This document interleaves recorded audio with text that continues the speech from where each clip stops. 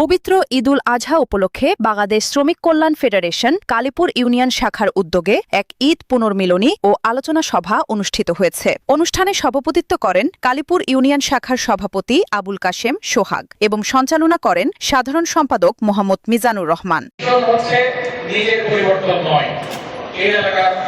সভায় প্রধান অতিথি হিসেবে উপস্থিত ছিলেন বাংলাদেশ জামায়াতে ইসলামী বাঁশখালী উপজেলা শাখার সভাপতি মাওলানা জুবায়ের আহমদ। প্রধান মেহমান ছিলেন বাংলাদেশ ইসলামী যুব বিভাগের চট্টগ্রাম দক্ষিণ জেলার সাংগঠনিক সম্পাদক মাসুদ বিন বজল। বিশেষ অতিথি হিসেবে বক্তব্য রাখেন বাংলাদেশ জামায়াতে ইসলামী বাঁশখালী উপজেলা শাখার সেক্রেটারি মাওলানা এনামুল হক। এছাড়া উপস্থিত ছিলেন সংগঠনের সহসভাপতি মাওলানা সিরাজুল ইসলাম তালুকদার সহ স্থানীয় নেতৃবৃন্দ ও গণ্যমান্য ব্যক্তিবর্গ।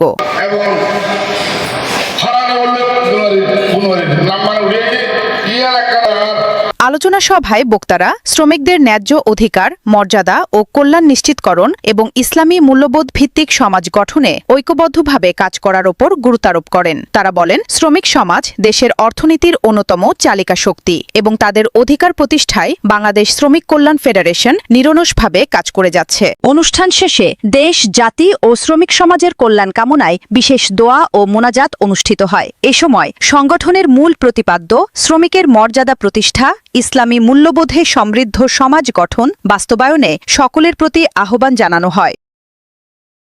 News desk, Chittagong.